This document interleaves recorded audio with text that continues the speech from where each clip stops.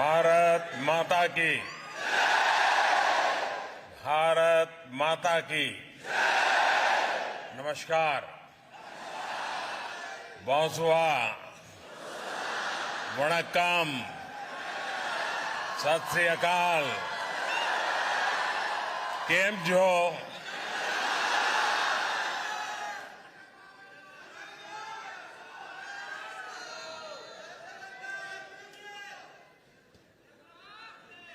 आज का ये नजारा, ये दृश्य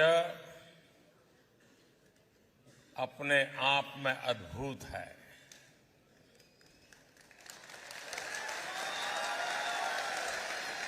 ये उत्साह अभूतपूर्व है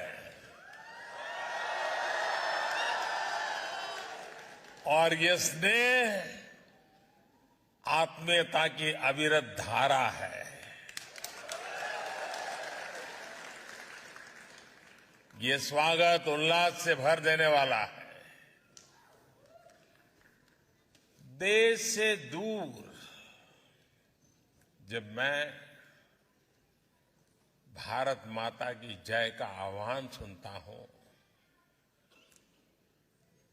कहीं से आवाज आती है नमस्कार, तो ऐसा लगता है जैसे घर आ गया हूं।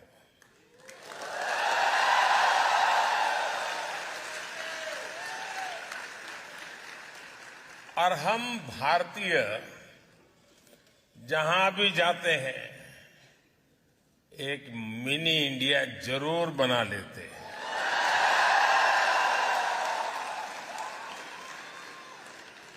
और मुझे आज बताया गया कि आज इस समारोह में बहुत लोग ऐसे हैं जो 11-11, 12-12 घंटे सफर करके यहां पहुंचे हैं।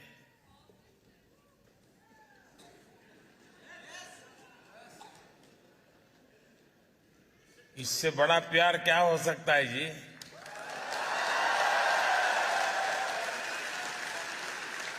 और हम जानते हैं कि टेक्नोलॉजी के जमाने में किसी के लिए भी घर बैठ करके मोबाइल फोन पर लाइव टेलीकास्ट सुनना कोई मुश्किल काम नहीं है। लेकिन उसके बावजूद भी इतनी बड़ी तादाद में इतने दूर से लोगों का आना, समय निकाल करके आना, और मेरे लिए तो ये एक बहुत बड़ा सौभाग्य का अवसर है कि मुझे आप सबके दर्शन करने का अवसर मिला है।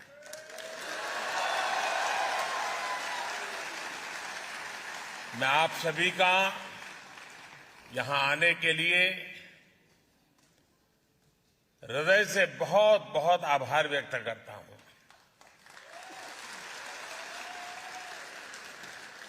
साथियों, मैं इससे पहले भी कई बार फ्रांस आ चुका हूं, लेकिन इस बार मेरा फ्रांस आना और भी विशेष है। कल फ्रांस का नेशनल डे है। मैं फ्रांस की जनता को बहुत बहुत बधाई देता हूं।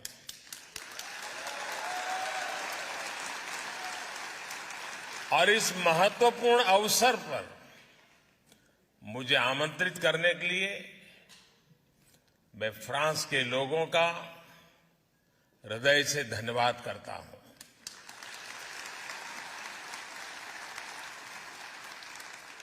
आज दिन में प्राइम मिनिस्टर एलिजाबेथ बोर्न मुझे एयरपोर्ट पर रिसीव करने आई थी।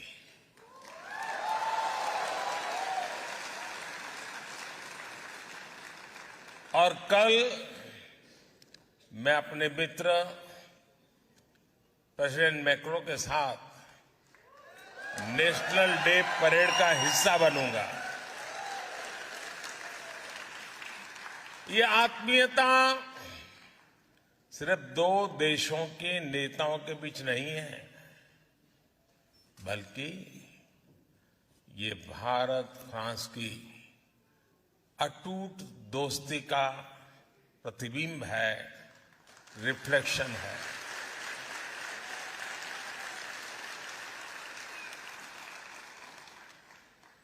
फ्रांस का नेशनल एंथम कहता है, मार्शो मार्शो, यानी लेटेस्ट मार्च, लेटेस्ट मार्च। हमारे यहां भी वैदिक काल से जो मंत्र हमें प्रेरणा देता रहा है वो है चरैवेति चरैवेति, यानी चलते रहिए, चलते रहिए, लेट्स मार्च, लेट्स मार्च। और यही भावना कल हमें नेशनल डे परेड में भी दिखाई देने वाली है। जल, थल, नभ में भारत की रक्षा करने वाली तीनों सेनाओं के जवान कल परेड में हिस्सा लेने वाले हैं।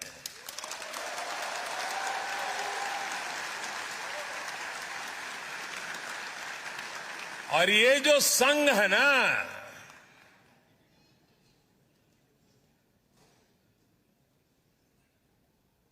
कुछ विशेष संघ है। संघ भी है, अलग अलग रंग भी है, और चारों तरफ उमंग भी है।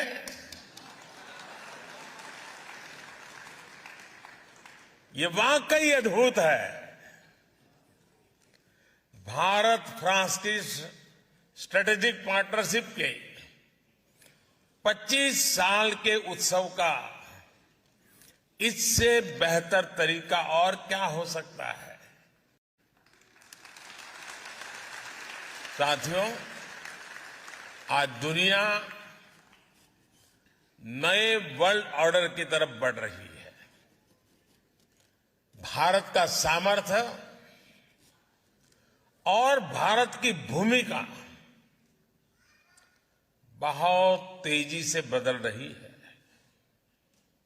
भारत इस समय G20 का प्रेसिडेंट है।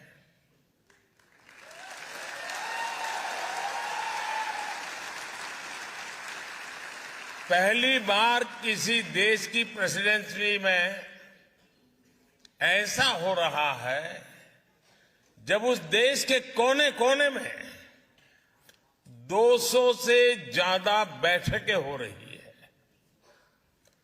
पूरा G20 समूह भारत के सामर्थ्य को देख रहा है, उससे मंत्रमुग्ध है। क्लाइमेट चेंज हो, ग्लोबल सप्लाई चेन हो, आतंकवाद हो, कट्टरवाद हो, हर चुनौती से निपटने में भारत का अनुभव, भारत का प्रयास दुनिया के लिए मददगार साबित हो रहा है।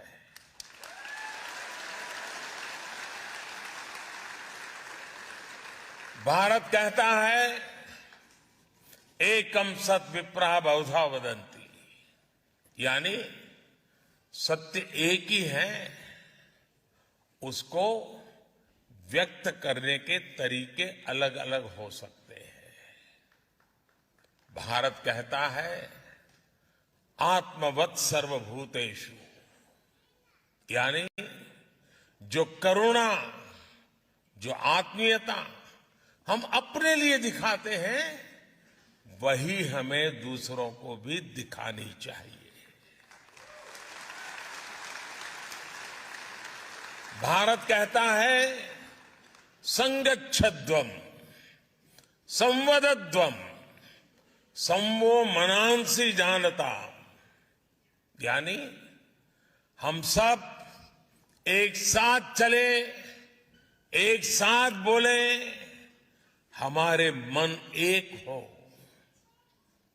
और भारत कहता है, वसुधैव कुटुंबकम, यानी पूरा विश्व एक परिवार है। इसी भावना को लेकर हम एक बेहतर समाज, एक बेहतर दुनिया का निर्माण कर सकते हैं।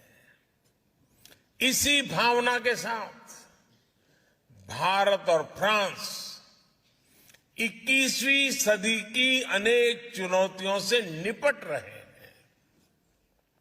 इसलिए इस अहम समय में फ्रांस भारत के बीच की स्ट्रेटेजिक पार्टनरशिप का महत्व और ज्यादा बढ़ गया है। और आप जानते हैं कि भारत फ्रांस की इस पार्टनरशिप को कौन लगातार मजबूत कर रहा है? कौन इसे मजबूत कर रहा है?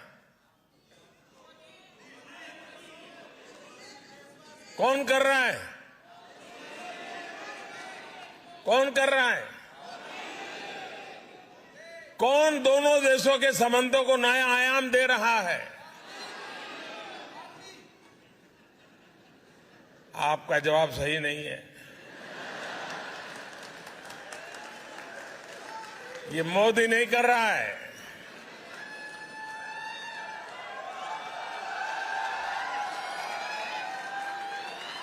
ये सब आप लोग कर रहे हैं।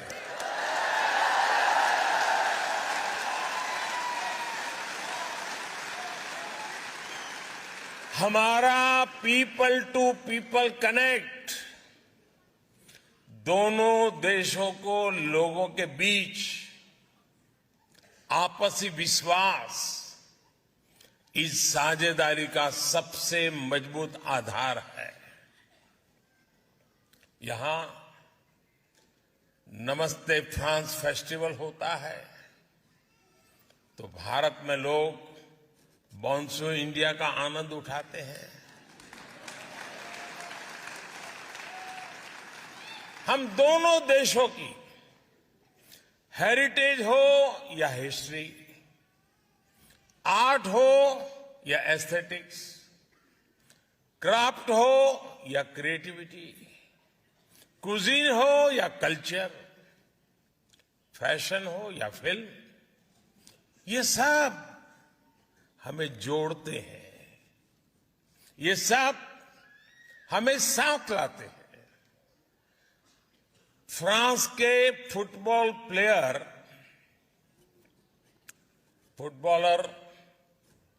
उनकी पॉपुलैरिटी तो आप इंडिया आकर के देखिए।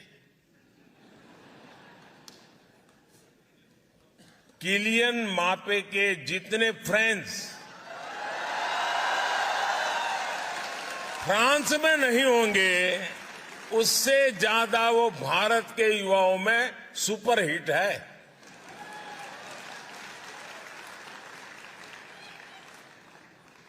साथियों, मेरा खुद का व्यक्तिगत रूप से फ्रांस के प्रति लगाव बहुत पुराना रहा है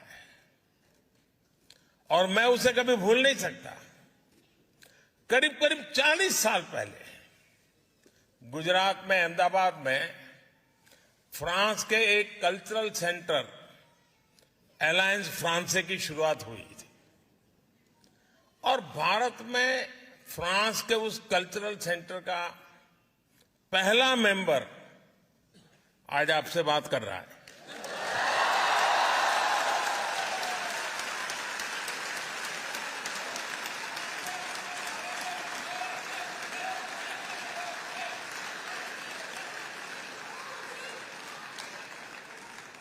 और मजा इस बात की है कि कुछ साल पहले फ्रांस सरकार ने पुराने रिकॉर्ड में से मेरा वहां का आई कार्ड वो निकालकर उसका जेरोक्स मुझे दिया था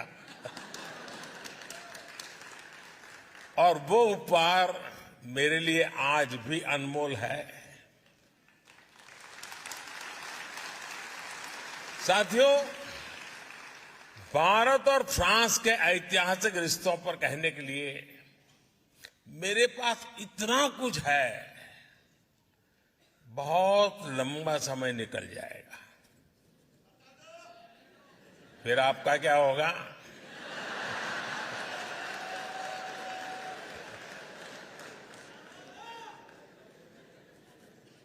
मैं जब 2015 में फ्रांस आया था, नौ शपेल गया था, तब मैंने वहां प्रथम विश्व युद्ध में शहीद हुए हजारों भारतीय सैनिकों को श्रद्धांजलि दी थी।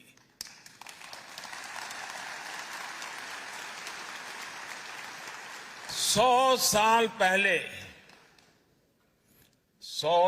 पहले ये भारतीय सैनिक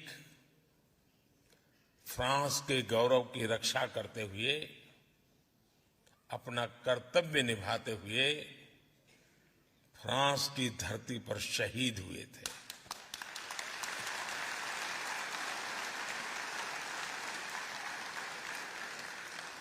तब ये बड़ी इमोशनल पल है दोस्तों। तब जिन रेजिमेंट से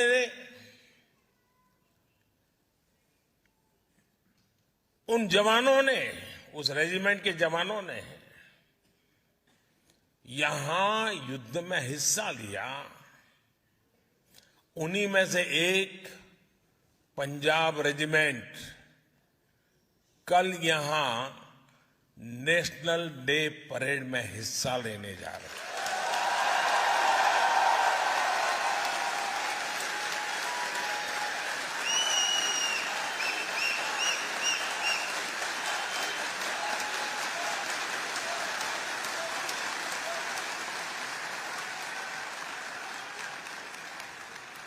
सौ साल का ये इमोशनल कनेक्ट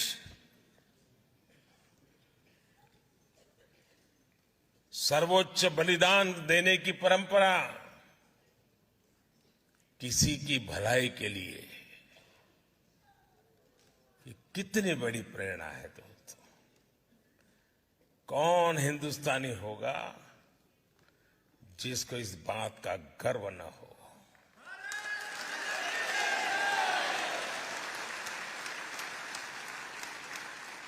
उस समय निभाए गए कर्तव्य को, समर्पण को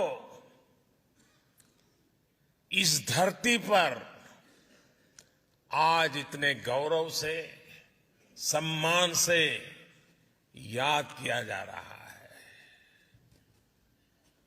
thank you France.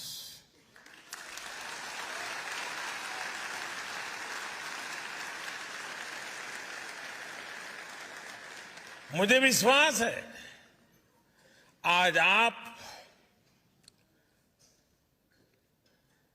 Bharat France के संबंधों को मजबूत बनाने के लिए जो कुछ कर रहे हैं, उस योगदान को मैं आपको बता रहा हूं, आपके लिए कह रहा हूं। आज आप जो कर रहे हैं उस कर्तव्य भाव को इतिहास में स्वर्ण अक्षरों में लिखा जाएगा।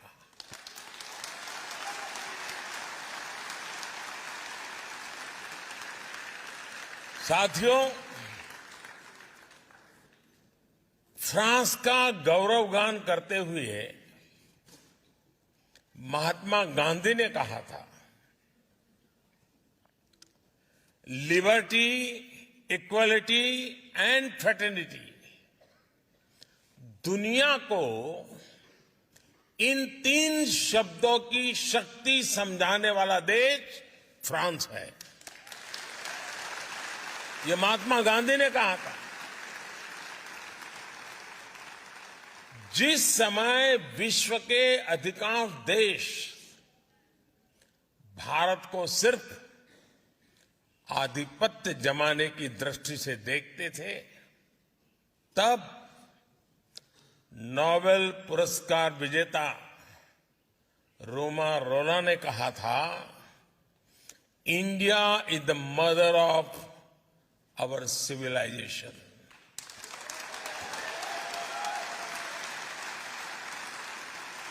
भारत का हजारों वर्ष पुराना इतिहास,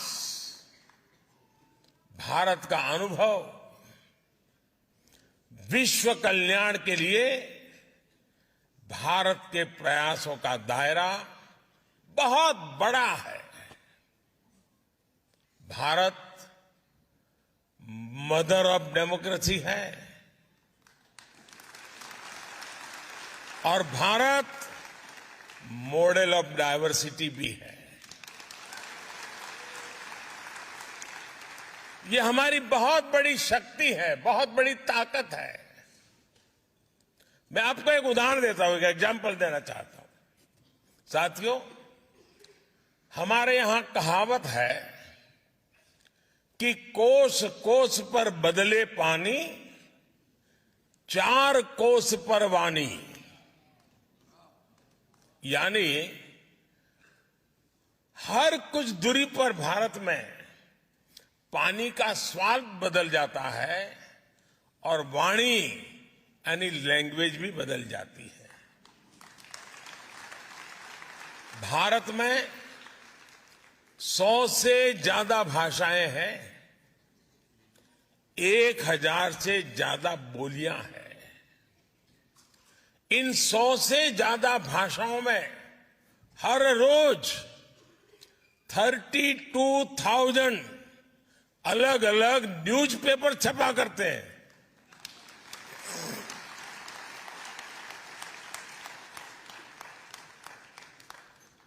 इन 100 से ज्यादा भाषाओं में 900 से ज्यादा न्यूज ब्रॉडकास्ट यानी चैनल्स पर, टीवी पर न्यूज ब्रॉडकास्ट होते हैं।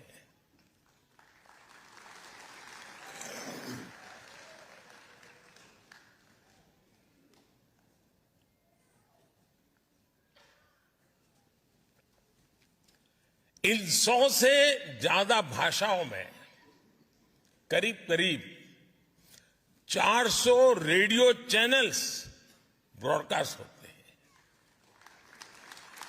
भारत में आज भी लिखने के लिए अनेक लिपियां हैं, स्क्रिप्ट्स हैं।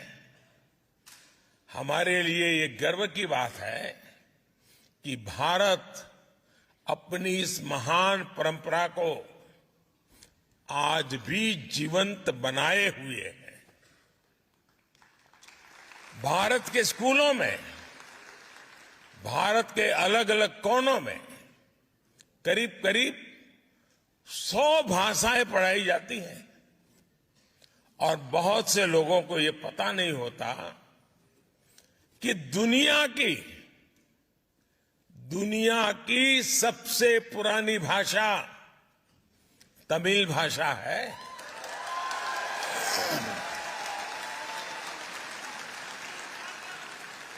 और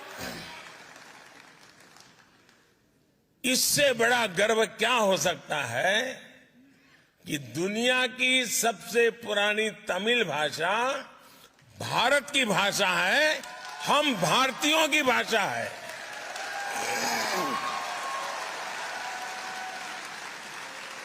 और साथियों, भारतीय भाषाओं की इस डायवर्सिटी का आनंद अब दुनिया भी ले रही है। कुछ दिन पहले आपने देखा होगा, टेनिस लीजेंड रॉजर फेडरर को विंबलडन ने थलाइवा कहा था।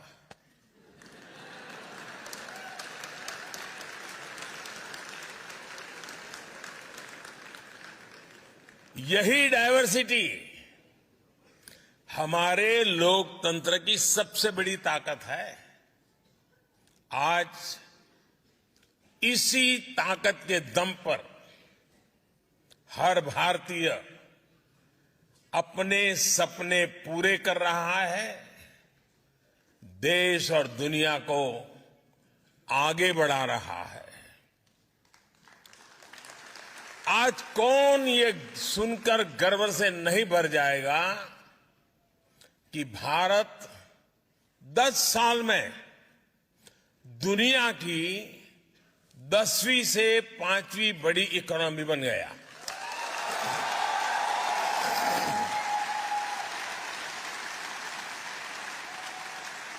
और ये गर्व सिर्फ भारतीयों को ही नहीं होता है। आज पूरी दुनिया ये विश्वास करने लगी है कि भारत को $5 ट्रिलियन इकोनॉमी बनने में देर नहीं लगेगी।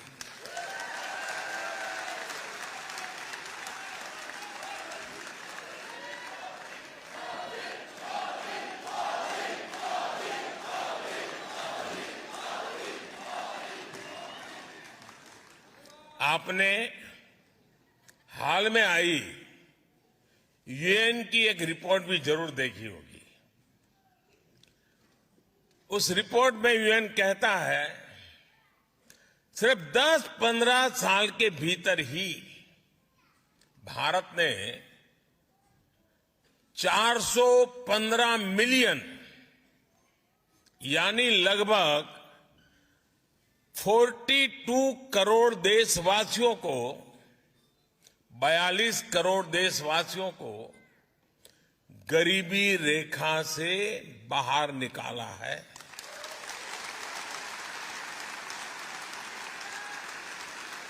आप कल्पना कर सकते हैं 415 मिलियन 415 मिलियन यानी ये पूरे यूरोप की पॉपुलेशन से भी ज्यादा है।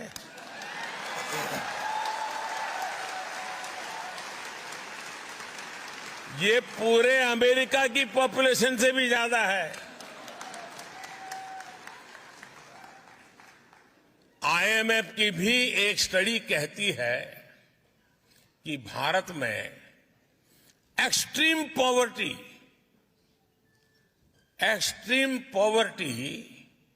अब खत्म होने के कगार पर है।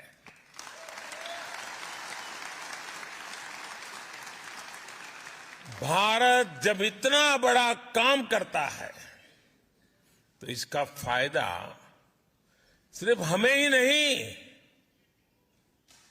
सिर्फ भारत को ही फायदा होता है ऐसा नहीं, लेकिन पूरी मानवता को लाभ होता है। भारत के आगे बढ़ने से दुनिया के डेवलपमेंट पैरामीटर्स बदलते हैं, उनमें सुधार में एक उछाल आ जाता है और दुनिया के दूसरे गरीब देशों को भी विश्वास आता है कि हां, हालात बदल सकते हैं, गरीबी दूर हो सकती है। साथियों, फ्रांस की ये धरती इस बात की गवाह है कि किसी भी देश में परिवर्तन के पीछे परिश्रम होता है, उस देश के नागरिकों का पसीना होता है। भारत की धरती भी आज एक बड़े परिवर्तन का गवाह बन रही है। इस परिवर्तन की कमान भारत के नागरिकों के पास है, भारत की बहनों बेटियों के पास है, भारत के युवाओं के पास है।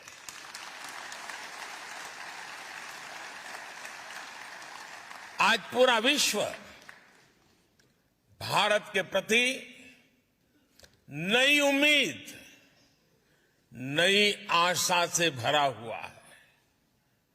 ये आशा, ये उम्मीद ठोस नतीजों में बदल रही है और इसकी एक महत्वपूर्ण ताकत है भारत का ह्यूमन रिसोर्स। ये ह्यूमन रिसोर्स संकल्पों से भरा हुआ है। साहस करने की वृत्ति वाला है। ये भारत की डेमोक्रेटिक वैल्यूज के साथ मानवता के कल्याण के लिए मजबूती से कदम आगे बढ़ा रहा है। साथियों, आज का भारत अपनी वर्तमान चुनौतियों, दशकों से चली आ रही समस्याओं, उनका स्थायी समाधान कर रहा है। भारत ठान के बैठा है कि ना कोई अपॉर्चुनिटी गंवाएंगे और ना ही एक पल का समय गंवाएंगे।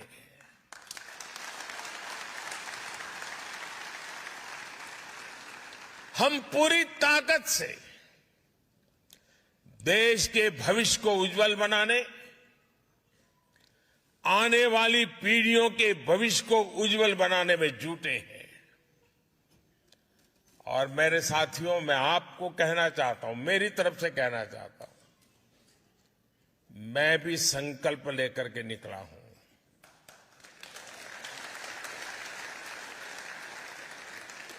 शरीर का कण कण और समय का पल पल सिर्फ और सिर्फ आप लोगों के लिए है, देशवासियों के लिए।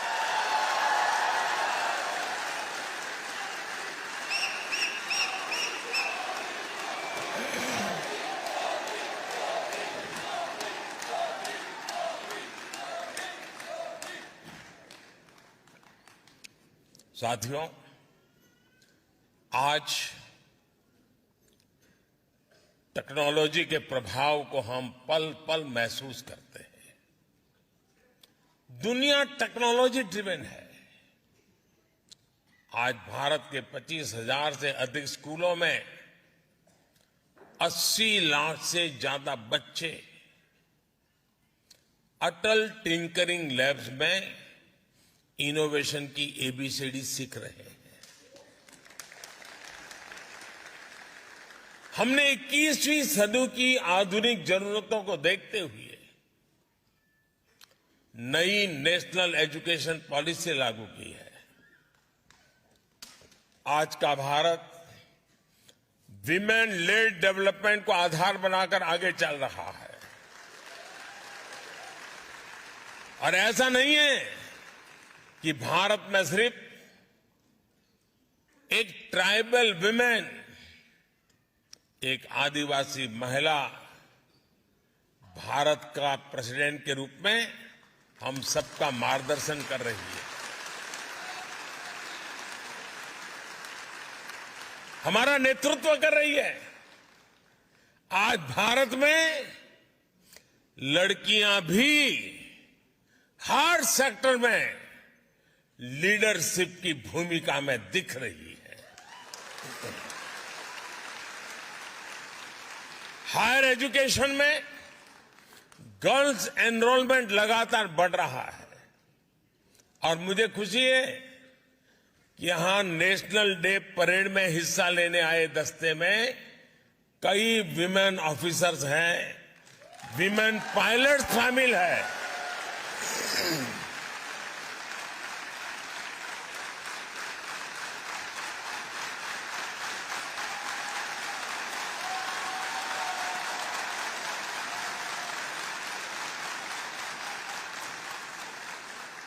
साथियों, 21वीं सदी की दुनिया टेक्नोलॉजी और टैलेंट के दम पर ही आगे बढ़ेगी। भारत और फ्रांस के बीच साझेदारी का ये बहुत बड़ा आधार है। हमारा स्पेस प्रोग्राम इसका प्रमाण है। थुम्बा में जब साउडिंग रॉकेट स्टेशन के निर्माण की बात आई तो फ्रांस ही था जो मदद के लिए आगे आया। उसके बाद से हम दोनों देशों ने स्पेस सेक्टर में बहुत लंबा सफर तय किया है। आज हम एक दूसरे के सैटेलाइट्स लॉन्च कर रहे हैं और आपको खुशी होगी, अभी जब मैं आपसे बात कर रहा हूं तो भारत में चंद्रयान-3 की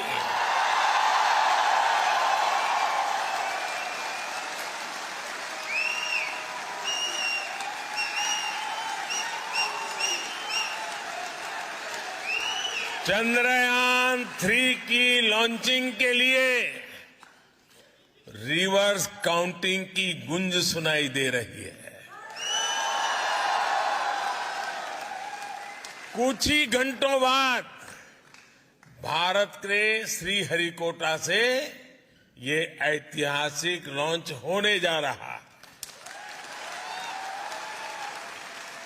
साथियों, स्पेस की तरह ही ऐसे अनेक सेक्टर्स हैं जिसमें भारत और फ्रांस की पार्टनरशिप दुनिया को नई दिशा देने में मदद कर सकती है। इंटरनेशनल सोलर अलायंस दुनिया को बहुत कुछ देने का सामर्थ्य रखता है। अब ऐसी पार्टनरशिप हम clean energy, critical and strategic technologies, clean transportation, electronics and communications, circular economy, health and nutrition, ऐसे कई सेक्टर में, हर सेक्टर में सशक्त करने का काम साथ मिलकर कर रहे हैं। बहुत कम लोगों को पता होगा, भारत और फ्रांस मिलकर बहुत लंबे समय से आर्कियोलॉजिकल मिशन पर भी काम कर रहे हैं और इसका विस्तार चंडीगढ़ से लेकर लद्दाख तक फैला हुआ है। साथियों, भारत फ्रांस पार्टनरशिप को मजबूत करने वाला एक और सेक्टर है डिजिटल इंफ्रास्ट्रक्चर। ये इंडस्ट्री 4.0 उसका भी बहुत बड़ा आधार है। आज दुनिया का, और आपको जरूर गर्व होगा ये सुन करके,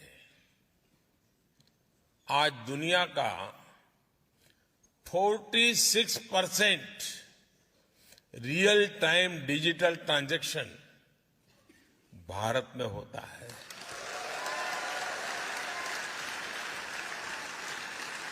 और मैं आपको भी चुनौती देता हूं कि अगली बार आप भारत में आए तो जेब में एक भी पैसा लिए बिना निकलिए घर से। खाली जेब, सिर्फ मोबाइल फोन पर यूपीआई ऐप को डाउनलोड करके रख लीजिए। आप पूरा हिंदुस्तान घूम करके आएंगे, एक नए पैसे कैश की जरूरत के बिना आप अपना गुजारा कर सकते हैं।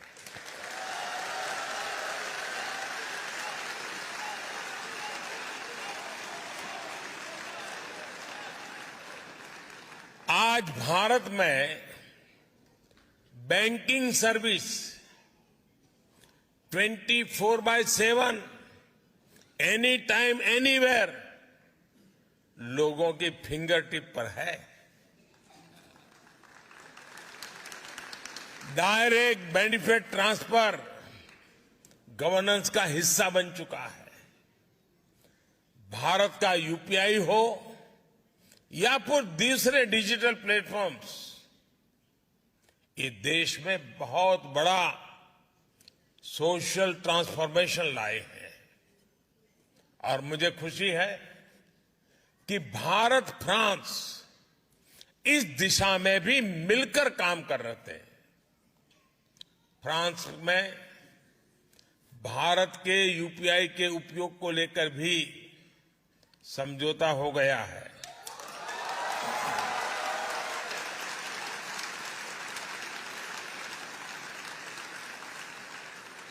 अब मैं तो समझौता करके चला जाऊंगा, आगे बढ़ाने का काम आपका है।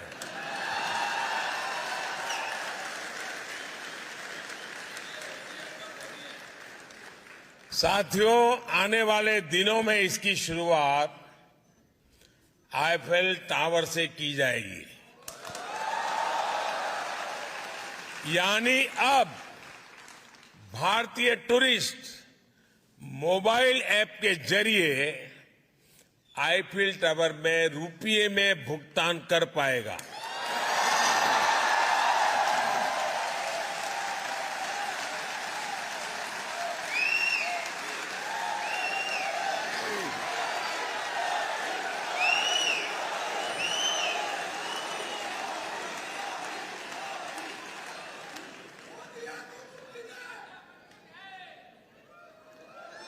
हाँ, मोदी है तो मुमकिन है, लेकिन आपकी आवाज ठीक नहीं कर सकता है।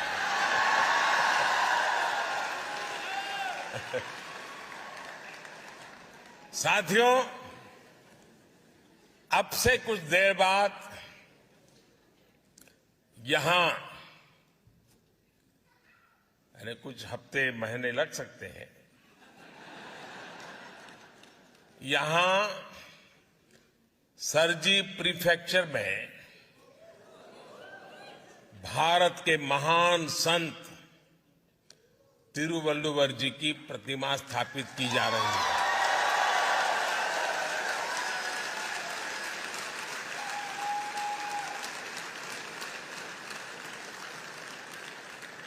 और संत तिरुवल्लुवर जी ने कहा था, इंद्रू पौड़ुदिन पेरित उवक्कुम तन मगैने चांद्रोन एनकेट ताय।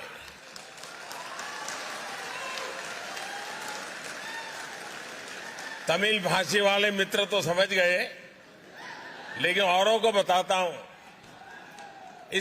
इसका अर्थ बहुत ही मार्मिक है और तिरुवल्लुवर जी ने सदियों पहले ये ज्ञान हमें दिया है। इसका मतलब है, जब एक मां अपनी संतान की प्रशंसा एक विद्वान के रूप में सुनती है, तो मां को इतना आनंद होता है, मां इतनी खुश होती है, जितना उसके जन्म के समय भी नहीं हुई थी। यानी संतान के जन्म पर जितनी खुशी हुई, उससे ज्यादा खुशी जनता की अपने संतान की सफलता पर होती है। मां के लिए कहा है। और इसलिए जब आप विदेश में नाम कमाते हैं, जब दुनिया आपकी प्रशंसा करती है, तो मां भारती को भी वैसी ही खुशी होती है।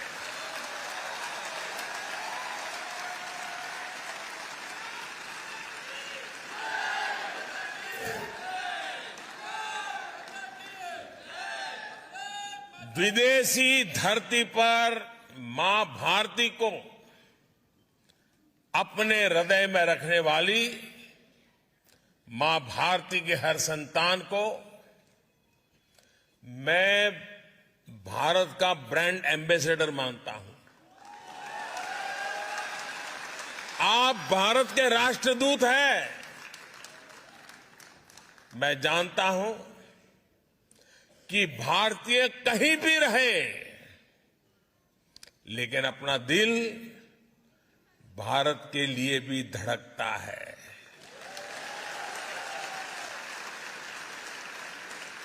मैं अभी स्पेस की चर्चा कर रहा था और चिल्ला रहे थे आप लोग, चंद्रयान चंद्रयान चंद्रयान। मतलब आप है यहां, लेकिन दिल आपका चंद्रयान में लगा हुआ है।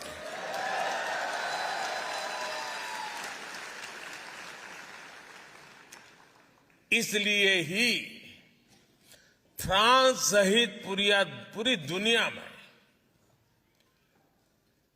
फैला हुआ हमारा जो इंडियन डायस्पोरा है, उस इंडियन डायस्पोरा ने रेमिटेंस का नया रिकॉर्ड बना दिया है। आप लोगों ने नया रिकॉर्ड बनाया है। बताऊं आपको? आपको पता नहीं है ना? हाँ। कोई बात नहीं, आपके पराक्रम के गीत भी मैं गाता रहता हूं।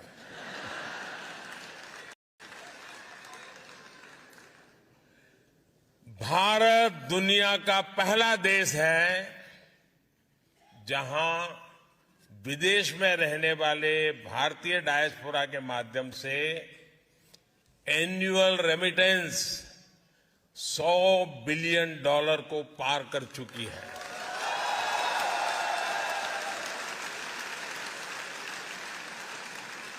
और खुशी की बात है कि आपका ये योगदान निरंतर बढ़ रहा है। लेकिन मेरा आपसे एक और आग्रह है। मैं आपसे आग्रह तो कर सकता हूं ना?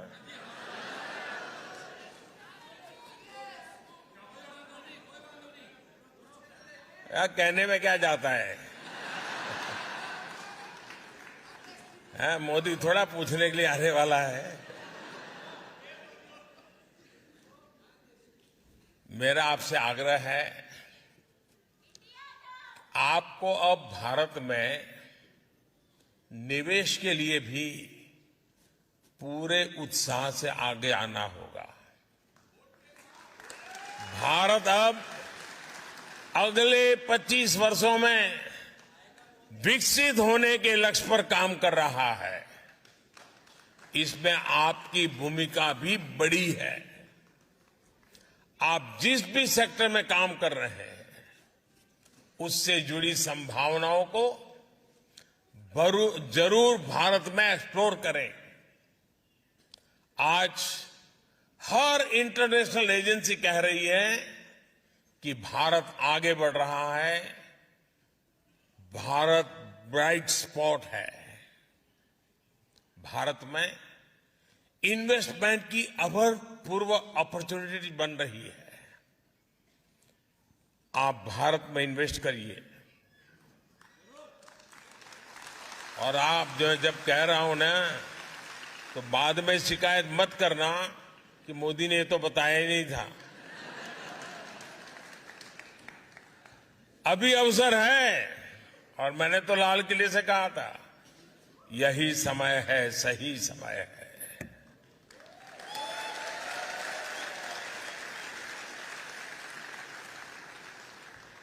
और जो पल जल्दी पहुंचेगा वो ज्यादा लाभ उठाएगा, जो देर से आएगा वो इंतजार करेगा।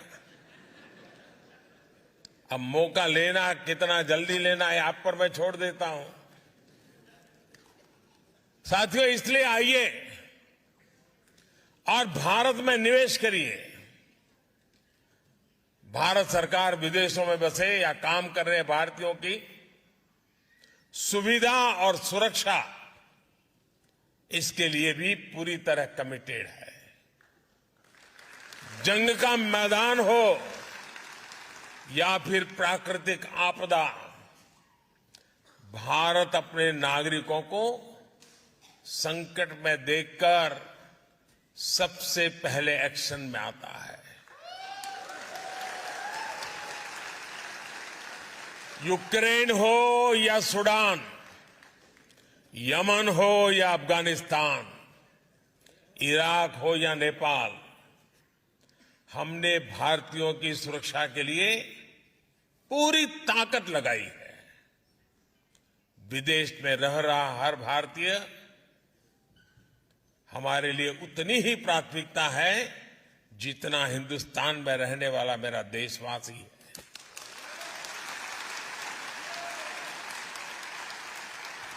कुछ वर्ष पहले जब नीति आयोग बना,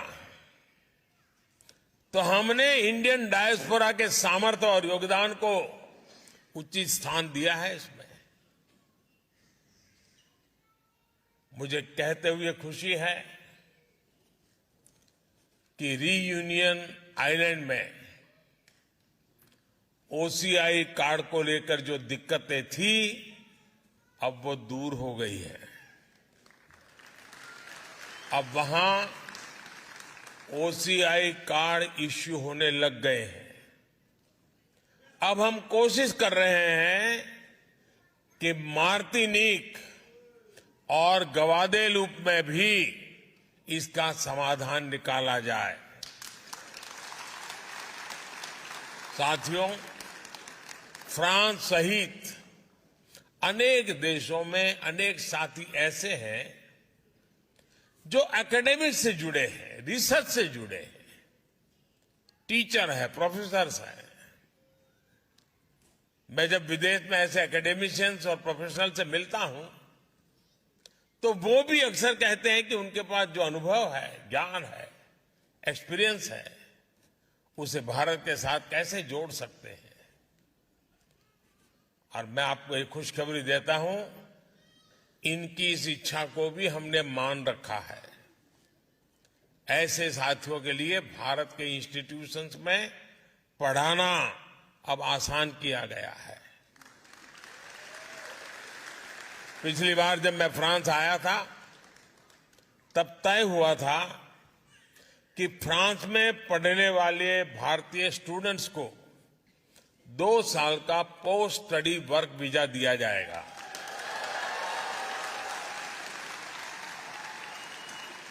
अब ये भी निर्णय लिया गया है कि फ्रांस में मास्टर्स करने वाले भारतीयों को 5 साल का long term post study visa दिया जाएगा।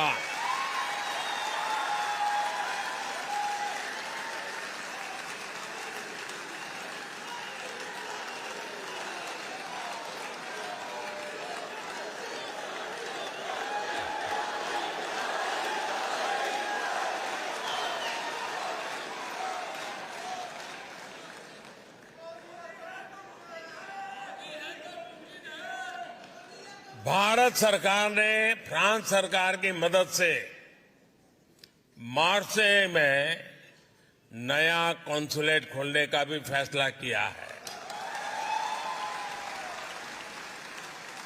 इससे भी आप सभी की सुविधा और बढ़ेगी।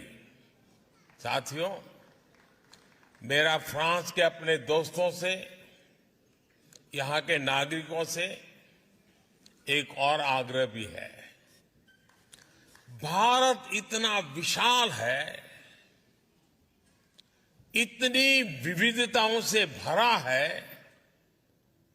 कि हम भारतवासियों के लिए भी इसे पूरी तरह से देखने समझने के लिए एक जन्म कम पड़ जाता है।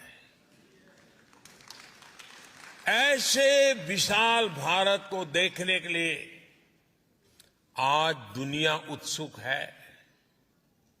आपको अपने इंटरेस्ट का कुछ न कुछ भारत में अवश्य मिलेगा।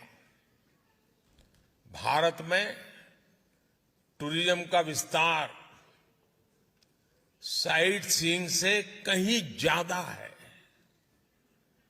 आप भारत की डायवर्सिटी देखेंगे तो भारत के दीवाने हो जाएंगे। हिमालय की ऊंची ऊंची पहाड़ियों से लेकर घने जंगलों तक, तपते रेगिस्तान से लेकर खूबसूरत समुद्र तटों तक, एडवेंचर स्पोर्ट से लेकर ध्यान और योग उसके केंद्रों तक, भारत के पास हर किसी के लिए कुछ न कुछ देने के लिए है। भारत की इस डायवर्सिटी को फील करने के लिए, उसे समझने के लिए हमारे फ्रेंच दोस्तों को भारत लाना ये आप सबकी जिम्मेवारी है।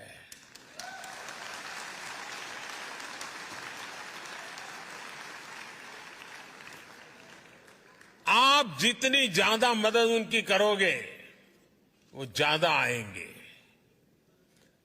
मेरे भारत के आप मेरे भाई बहन, मेरे इंडियन डायस्पोरा इस काम को बखूबी कर सकते हैं। जिस तरह मोबाइल में या कंप्यूटर में एक्सेस कोड या पासवर्ड डालने के बाद एक नई दुनिया खुल जाती है, वैसे ही इंडियन डायस्पोरा भारत का एक्सेस कोड है, पासवर्ड है।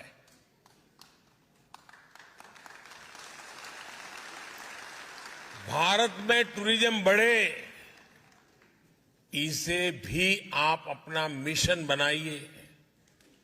भारत आने का मतलब है हजारों साल की विरासत का अनुभव करना, इतिहास का अनुभव करना। आप भारत आएंगे तो भारत की विरासत के साथ साथ ही विकास की भी गति देखेंगे। साथियों, हम संकल्प करें, हमारी पूरी क्षमता से, हमारे अनुभव से, हमारे संपर्कों से, संबंधों से फ्रांस के नागरिकों को बहुत बड़ी मात्रा में भारत के साथ जोड़े। आप जब आए तो उनको भारत लेके आए, आप उनको भारत जाने के लिए प्रेरित करें। हमारा पीपल टू पीपल कांटेक्ट बढ़ेगा, तब सिर्फ टूरिज्म नहीं बनता है, वो तो होता ही जाता है, लेकिन उससे जो अपनेपन का सामर्थ्य पैदा होता है ना, वो पीढ़ी दर पीढ़ी की एक अनमोल विरासत बन जाती है। और मुझे विश्वास है दोस्तों कि आप कभी इसमें पीछे नहीं रहेंगे। आप इतनी बड़ी तादाद में आए, आप सबके दर्शन करने का मुझे अवसर मिला। मैं आपका हृदय से बहुत बहुत आभार व्यक्त करता हूं, बहुत बहुत धन्यवाद करता हूं। हमारे साथ बोलिए, भारत माता की, भारत माता की, भारत माता की। धन्यवाद।